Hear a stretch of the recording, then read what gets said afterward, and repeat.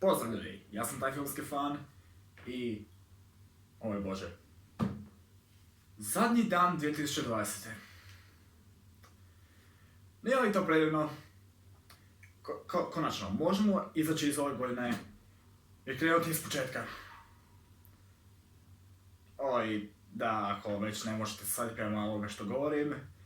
Da, namjeravao sam napraviti video o tome da li 2020. bila grozna koliko svi kažu, ali s obzirom da već je, nema baš poante da napravim takav video. Uglavnom, dobrodošli u još jedan video na show Toliko loše da je dobro. I ljudi, znate li koliko je super kada nađete film za baš ovakvu prigodu? Mislim, danas, u 12:00 navečer, naravno, će biti 2021. Stoga sam odlučio gledati film koji ima temu Nove godine. I mislim da sam našao pravi film za tako što. Ljudi, novogodišnje zlo. Ovaj film, iako sam gledao ovaj film tek prvi put u svom životu, već mogu reći, zašto ljudi govore da je Troll 2 najbolji, najgori film ikad? Mislim, stvarno nije. Ako se sjećate, napravio sam video o filmu znam kao Shredder, što je zapravo bilo prije nekih, 3 tjedna? Da, ajmo reći tjedna. I već sam o tome rekao da je bolje od Troll 2, ali ovo je bolje i od Shreddera i od Trolla 2. Ovaj film. Okej, vrijeme da počnem s ovime kako treba. Novogodišnje zlo je film iz 1980. I znate što to znači? To znači, ako radite film u 80-ima, horror film, ako radite horror film u 80-ima, vi znate da će ime filma također biti ime neke pjesme koja je napravljena samo za film i ništa drugo. Riječima, da, postoji pjesma koja se zove New Year's Evil. I ljudi, moram reći, od svih filmova koje sam ikad vidio u svom životu, ovaj film ima najbolji početak i najbolji kraj ikad. Ljudi govore da je početak Mission Impossible filma najbolji početak filma ikad. Oprosti, ali da li Mission Impossible počinje i završava sa jednom te istom rock pjesmom? Ne završava. Shut up. Mislim, okej, imate svoje vlastito mišljenje, to kužim, ali ipak. Začepite, nemate boje puno što pričate. Ovaj film ima najbolji start i najbolji fucking end koji sam ikad vidio. Čak sam gledao i kredice, čoveče. Credits! Fucking lista glumaca i likova i koji glumi, ko je radio ovo za kameru, ko je bio direktor freaking... čega?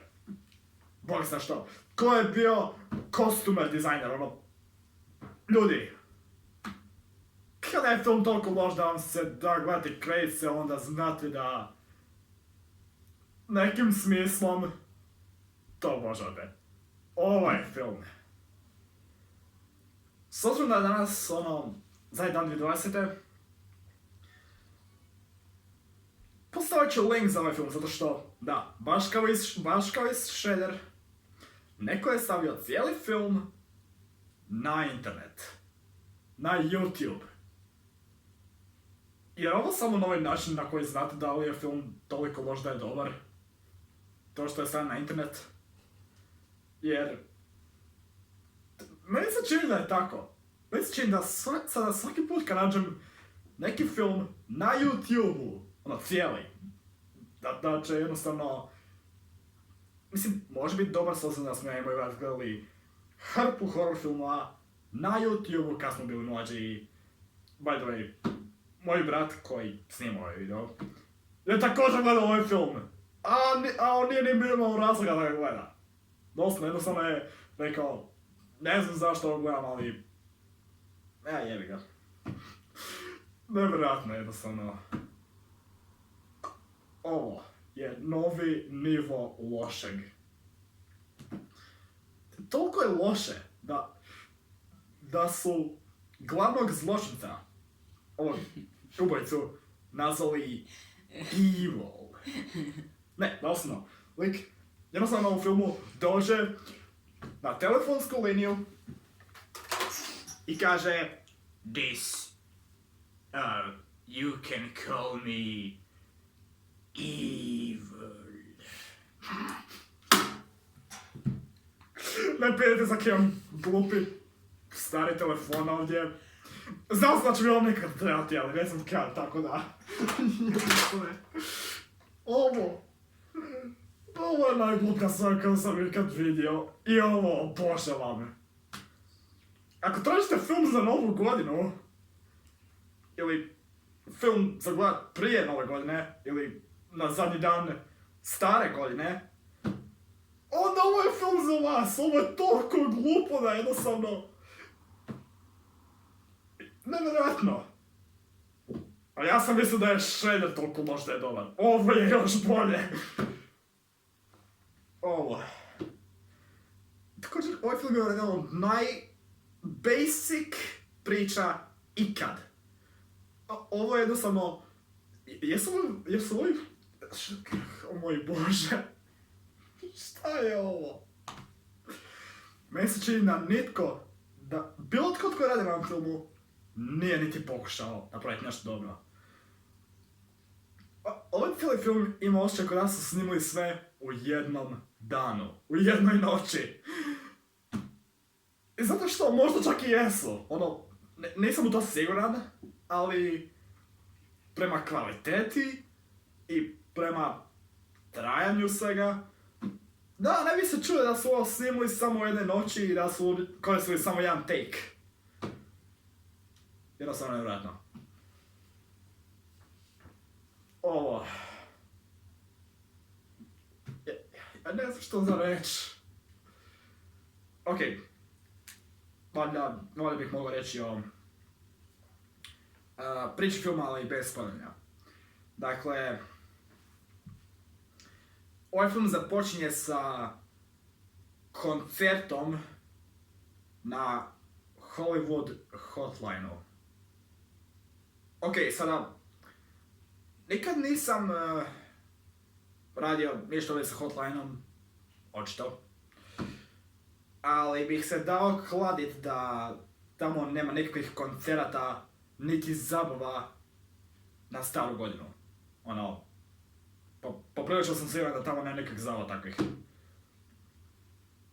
Mislim, opet što ti ja znam o tome, ako je neko bio na takvom mjestu, onda što ja znam, recite mi u, znate, komentarima da sam fucking glupi idiot, ali ozbiljno ko da je mene briga, mislim, ovo je YouTube. Znaš ti slatko dobije hate comment tu i tamo. Ma ako da budemo fair, neki više od drugih.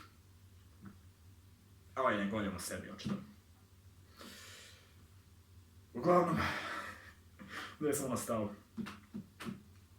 A da, znači, počne na ovom hotline-u, na staru godinu, i tu je ovaj ubojica, znate, evil. Znači, evil ide gradom i ubija žene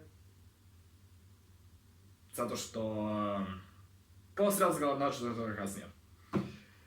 Uglavnom, ovaj ubojica ima stvar o tome da njegove mete, znate, da koje ubija, su žene. Sada, da, ubio je jedan muškarac, ali to sam zato što je treba izaći neke situacije gdje ga neka stvar sa bajkerima, nije važno. Film je tako što je to zaboravio. Također da, to je jedna od drugih stvari po kojima možete reći da je film toliko dobar da je loš. Ako jednostavno nešto, napravite nešto i onda to skroz zaboravite. Ima to jedna scena s bajkerima u ovom filmu, gdje ste kao, okej, dakle, sad je najbolji. Pa nema izlaza, okej, fajn. Ajmo ovo više ne gledat. I onda ubije jednog i jednostavno pogne i cijela banda bajkara nikad više viđena. Uopće nema ih više, jednostavno kompletno su nestali. Gdje su nestali, čovječe? I ovaj lik ima tu stvar da se pravi da je više osoba. Znate, stavi lažne brkove i odjednom nikoga ne prepoznaje. Wow, super. Mislim, okej, kuć, nemam jednu takvu masku, ali ipak neš ti. Ko da bi, ako stavim tamo masku, nikome ne bi prepoznao, zar ne? Ma onda opet moram biti iskren. Ja sam gledao Šira, tako da niti njen identitet nije baš najbolji. Najdol sam svakog mogu poznat da je sad uspa. Uglavnom, ovaj film ima neke od najglupljih efekata ikad. Neke od najdosadnijih killova ikad.